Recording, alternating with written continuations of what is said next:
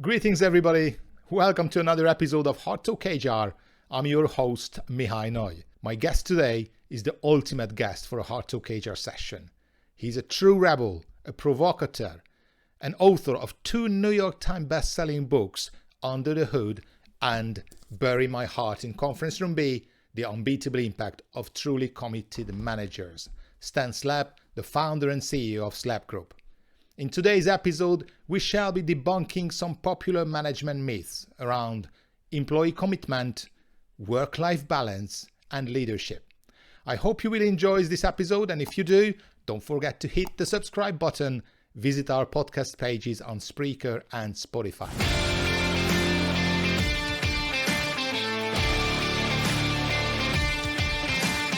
At Hot Talk HR, we bring you fresh ideas and inspiring content from around the world of work.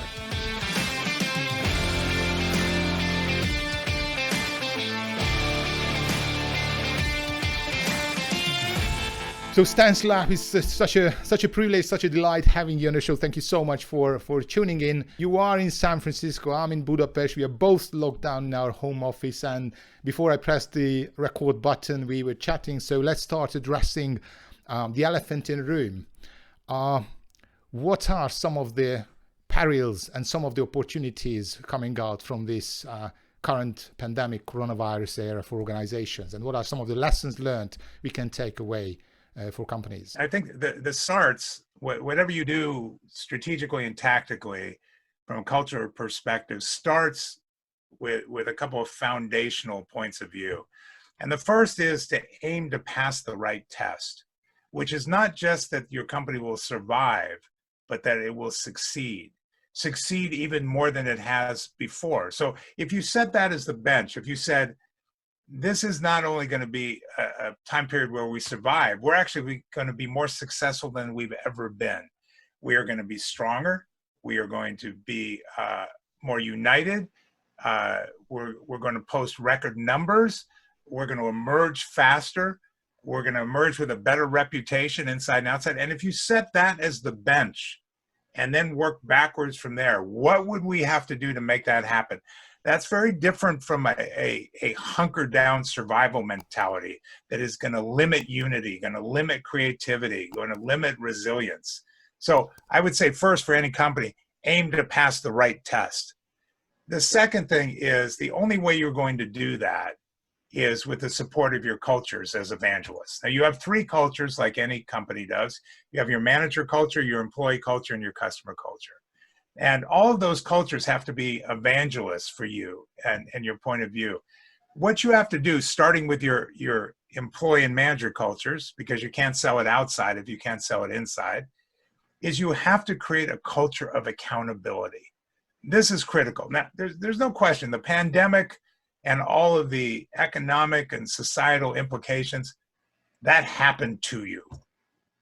But now, from now, what happens is up to you. And if you allow external circumstances to dictate internal performance, then you're going to create a culture of apathy and victimization and non-accountability. This is insidious. Rooting something like that out is very, very difficult. It's going to haunt you and your performance as a company long after this crisis has passed. And so this is the very best cultures. They hold themselves equally accountable for their successes and their vulnerabilities.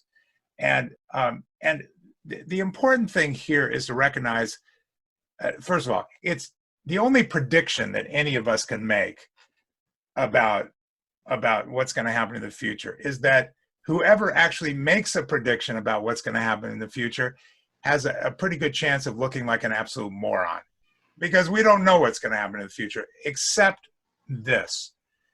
We know that the biggest enemy is going to be weariness from your culture, exhaustion, just absolute defeatist, resignation, detachment. Yeah.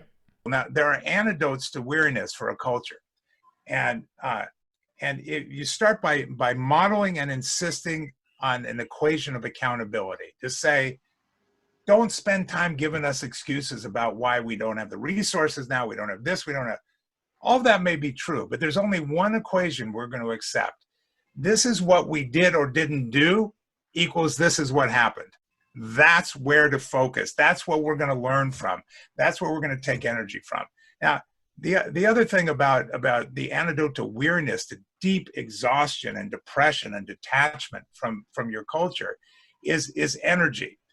Your culture, reasonably enough, now believes it. Very little is in its control. The surety of its environment, which is the key to its survival, is in question. Its ability to impact those things is impossible. To take care of others is very difficult. This is what now has to be in the company. You have to be able to give people things to do that are in their control. Even if they're little projects, doesn't matter. Because then they can control something. You have to be able to show stories of impact. Again, even if it's short time, you did this, this is what happened. We can measure it. Because if I can't impact anything else in the world, I can impact this. And you have to give them opportunities to give to customers, to give to one another, to give to their community. These are the things that are the antidotes, because they translate into energy to defeat the weariness that is certainly headed our way. One other thing, actually two other things I would say to you about this is, one of the ways, a tactical thing you can do is what we call look around, look up, and look down. There's a natural tendency to look at other companies that are in even worse trouble than you are right now. You think we suck. Oh my God, look at it. That's not going to help you at all. However, there are companies and communities that are figuring things out, and they may not necessarily be in your industry. They might not necessarily be of your size, either small or big. They might not necessarily be in your country, but they are doing things. And the key is to charge your culture with finding those things, unpacking them, and bringing them back to say, now, what can we learn? So they don't have to come up with all the solutions themselves. There are other solutions. I'm just going to give you 3 quick examples if I can. Cool? Sure, absolutely. Okay, so there's one you meant in Budapest. This may not have reached you yet in Budapest, but it's certainly in San Francisco, because it happened right outside San Francisco in a little town called Half Moon Bay. There's a company called Sweet Farms, and they're basically a nonprofit. They repatriate farm animals who've been abandoned or injured or abused, sheep, goats, cows, llamas, and they take care of them, return them to health, and then they have a little petting zoo and a gift shop to raise money. Well, talk about a company that really doesn't have a great value proposition to head into this. So they're going out of business. So they've created something called Goat to Meeting. And what they will do is they will allow a company, if you have a Zoom call or whatever platform you're using, to rent a farm animal to show up in one of the squares for your meeting. So you have like 10 people in little squares and a goat, and right? And people are saying, so we got to get this done. What did you do between the last meeting? Okay, but did anybody else have anything else? And one of the squares, I got, meh. It's just hysterical. Their revenue is soaring. Okay, it's just there's Disney. So Disney's always had this. There's a Disney service. Yeah. You can get online or you can call and pick your favorite character, and the character will sing your child to sleep. Sing a song to your child, right? Now, Disney doesn't charge for this. They've never charged for this. So what is Disney selling you with this free service? Nothing. What is Disney selling you with this free service? Everything that is Disney. Yeah. So to learn from that, I'll give you one other quick example, because I know you have other questions, but here's an example of what not to do that could be done, especially for a large company. So Amazon.com is doing great. It doesn't mean they're predatory. Their business model is just perfect for these times. Jeff Bezos' personal net worth has been estimated to have increased $25 billion in the last 6 weeks. And all power to him. That's not the point. There in the UK, there's an organization that's trying to keep the local bookstores from going out of business, and they're trying to raise money. Amazon in the UK donated $300,000, 250,000 pounds. It's a beautiful gesture. The better thing for Amazon, I'm not taking anything away from that, would be Amazon or Bezos himself as a representative, the public face, to donate $1 billion to small businesses that compete with Amazon.com. Because for one thing, they don't really compete with Amazon. Is not going to they're not going to have any effect on Amazon. And really, Jeff will make that money back in interest in 24 hours. But the B number, the $1 billion, is a serious number, even if it's only a fraction of their actual resources. And what that does, and to give it to seemingly competitors, means that every time that somebody tries to turn on Amazon and Amazon's success as the reason they're in trouble, this is a head swiveling argument. They gave $1 billion to us and we compete with them. Now, Amazon really wouldn't be touched by that, but it is the legendary act and what it says. I'm just saying, here's 3 examples off the snap of things that if people are looking for these things, they bring them back. It's an activity, it's an impact activity. It all goes toward the culture of accountability. Your book is the latest book came out is Under the Hood. It addresses culture, and you address many of the deadly sins in culture. And now you said it before we actually press the record button, that the pandemic should not impact your culture. If you have a strong culture, like Disney, for example, you mentioned, if you have a strong culture, that should not be impacted by the pandemic. In fact, you potentially grow stronger out of it.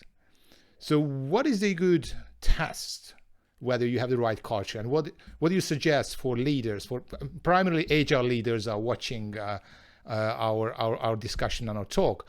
What can HR do to strengthen the culture, to adjust the culture, to have a sort of a reality check on what is the core of our culture, how to preserve the core of our culture, as you said, employee, customer, and management, and how can we ensure that we come out stronger from this current adversity? Okay. First of all, one of the upsides of this crisis is that if you do this right as a company, you'll stop being smart. You'll come out of this not being smart anymore. What you will do is you will become wise. And wisdom is intelligence plus experience. And wisdom is so much more valuable. You can get a lot of smart people who can get into a lot of trouble or get a lot of nothing done. Wisdom's a whole different thing. Now, these acute common experiences, the more you learn from them, the more you test yourself, the more you unite, what they're doing is consolidating experience and applying it to the intelligence that's already there. If you come out on the other side of this as a wise company, which could have taken you decades to get, that is a definite upside to this crisis. In terms of things that human resources can do, there are a couple of things that come immediately to mind. One is belonging. Belonging is critical to a culture, a sense of belonging, a sense of identity, and that it takes from its affiliation with the company. Companies are used to corporate trappings to do that work for them. Like you walk into the offices, and there's maybe big offices, and you have your own badge, and you walk by the security desk, and maybe in a big company, you go to the company cafeteria, and you're on elevators and escalators and conference rooms with all these people. You are in the bosom of the mother company. And now people are not working in the company. They're working at the office. They're working in their own office. They really are with their real family. They really are working at home. And what companies have done as they've dispersed their workforce is set them up with technology, which is important. But that's not translating the sense of identity and belonging that they need. And that has to follow them home too. A real manifesto about what the company stands for, printed up as poster size, explanations that go to your, everybody who's got kids now has to answer the question, I'm sorry, what is it you do all day? And why is that important? Give that explanation. Take that home office and make it look like the office in the best ways possible. Not everybody has a great home office setup. I look at people on video, just go, what is that on the wall behind you? Is that like a psychiatric hospital painting you were allowed to bring home? Is that a 2003 calendar? Is that blood splatter? Is that your cat? What is that on the wall? What should be on the wall is the trappings of the power of belonging to the company. So I would say move that sense of identity and belonging home with people, because it's missing. I mean, you're so used to having it because you're the company that you may not realize it's gone. The other thing is community. Now, we're hardwired at the factory to be affiliative as human beings. And the irony and the tragedy of this crisis is it prevents us from doing that. So you actually show you love somebody now by not hugging them, not being in proximity with them. We are feral beasts. These issues of proximity and contact and community, we're herd animals for our survival. This is really distressing. So if community has been interrupted and prevented, it doesn't mean that it's not going to be a priority for the culture. The culture is going to find other ways, other small cells. You can see this all over the world, other small cells, neighbor helping neighbor, young helping old, stranger helping stranger, that ordinarily they just wouldn't have done that. And so this sense of community, you may not be able to control it now that your workforce is dispersed, but you have to host it. So as an example, one thing we would recommend to any company is what we call the College of Cultural Knowledge. If you have the capacity, and HR can run this, create a website where any member of your culture, and every member is encouraged, to put something on there about something they know how to do that has nothing to do with business. I know how to make this recipe. I know how to play these power chords on the guitar. I'm writing my first novel. Here's the first chapters for your review. Here's how to fix a car, whatever it is. And you use the company platform, the company resources to foster that community. Screensavers, people are on video all the time. They should be company screensavers created by your culture. And so here's photos, here's playlists, here's quotes, here's what you have to do is do the things that foster community. Pose questions out to everybody in the culture. How are you dealing with meal times now? How if you're isolated in some way, and you don't have a family run, what are the rituals and let people contribute ideas. The key is the company becomes the platform to host this. And so you are still the source of community. You can't let people detach and find their own, because the culture is going to detach away from the company and form its own community. Very cool, Stan. Thank you so much for that. Funny thing is that I still remember, I have your book right here with me. Right. Bury My Heart in Conference Room B. And I clearly, vividly remember that I was in a waiting hall when I got a copy of the book and I started reading it. I don't even know what I was doing there, but I remember, I can picture the moment, because it was such an amazing experience to read the stories and the wisdom in the book. It's an absolute brilliant book about commitment, and you're very strong on management commitment and the roles of leaders in sort of driving that commitment. So here's a challenge when we are working from home, where we are remotely isolated, socially distant. Many organizations put in a lot of effort to make sure that we are physically distant, but not socially distant. So we still have the sort of a sense of belonging, what you just mentioned.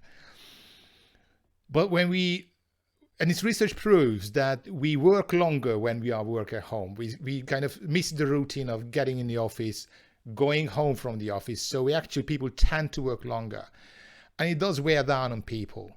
Eventually, there's a massive emotional toll on people. So what do you suggest for leaders and managers and HR professionals to do in order to maintain or drive emotional commitment of people in such a strange and uncertain times? The first is look for leadership where it happens. We have all, and I'm talking to you from America. Need I say more? We have all committed the folly of assigning leader status by position, not by purpose or process. And so now you're going to depend on people who have those positions as leaders to do leadership things. and they will not always do that. And so as you cascade this from an HR organization down, it's not going to be weight bearing for you. If you just say, well, we're going to hand this off to the leaders, and we identify leaders by their position. Leadership is a matter of positive human influence, and that is irrespective of position. So a lot of the people who've been called leaders and accustomed then to thinking themselves as leaders are really going to not do leadership things when you need them to. The upside of this is there are people throughout your company at every level who are certainly capable of doing leadership things. And those are you want to open that up to everybody, encourage everybody, celebrate it with every instance of somebody saying basically, to me, this is where we are, this is where we need to go, this is who we're going to be on the way, we can do this thing. True leadership behaviors, and the heroes for you are not going to be in the positions where you look up to, where they're going to be all over the place. And a lot, even if the efforts are sometimes inappropriate or inelegant, that doesn't matter. If they're uniting people for you, cell by cell, bringing people forward for you, so giving them that is leadership. And so first of all, don't commit the folly of expecting it to be dependable just by position. Second, open it up to everybody. Find it, encourage it, reinforce it. The second thing I would say is what we call feed your heads. Managers, a job description of management is stoicism. You are supposed to be stoic. And the higher up you get, the more stoic you're supposed to be. Well, I'm not saying that calm and stable is not a good thing, but recognize the weight, the increased weight on your managers. Not only are they having to manage people in different circumstances now, remote, different technology, but resources are being curbed, and those people are in states of high anxiety and concern. They're looking to people for answers when those answers are not available. But managers, also being human, have their own extraordinary pressures. Now, if you continue to demand stoicism as a job requirement, your managers' heads are going to explode. I mean, they're going to just detach and depress even further faster. What you need to do, this is certainly the message in Bury My Heart at Conference Room B, you need to demand from your managers, identify what you've learned about living that's the right way to live. Now, whatever that is, whatever lessons have taught you, this is the right way. This is my own source of safety, hope, and renewal. When life is right, it's because these principles are being followed. Got that? Bring it to work. Bring it to work, because that's going to feed them emotionally, and they're not going to be able to feed others unless they feed themselves. Bring it to work. Say, in the name of what I've learned about living, here's how we're going to run this team. I'm not doing without this. I'm not having people I'm close to do without this. And that is critical, that you allow people to be in those positions to be able to feed themselves. And then finally, I would say that context is most important for a culture.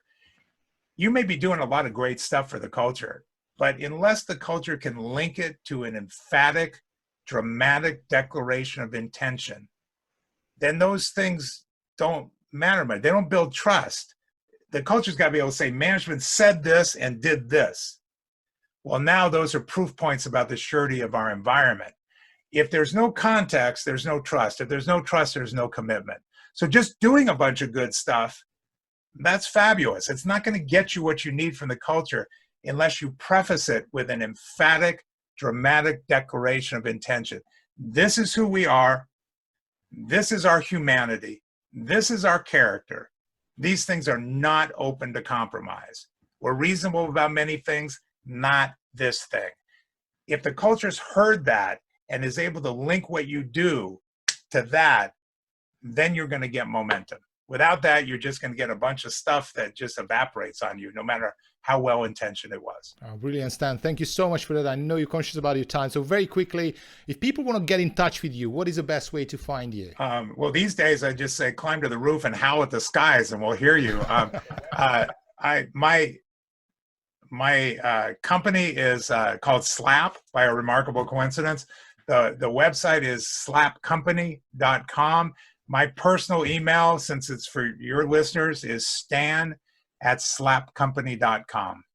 And we really do this work. So if I would say this to you, if you're an HR professional and you're trapped in your office and your desk appears to be melting and you're wondering if the culture can smell fear, reach out to me. We'll guide you through the cubicles like the first Matrix movie, okay? Happy to help you. Indeed. And get the book, Bury My Heart in Conference Room B and Under the Hood by Stan Slap. Stan, thank you so much. It's been an absolute pleasure, and I hope to keep in touch. Yeah, please do. Take care. Good luck to you all. Cheers. Bye now.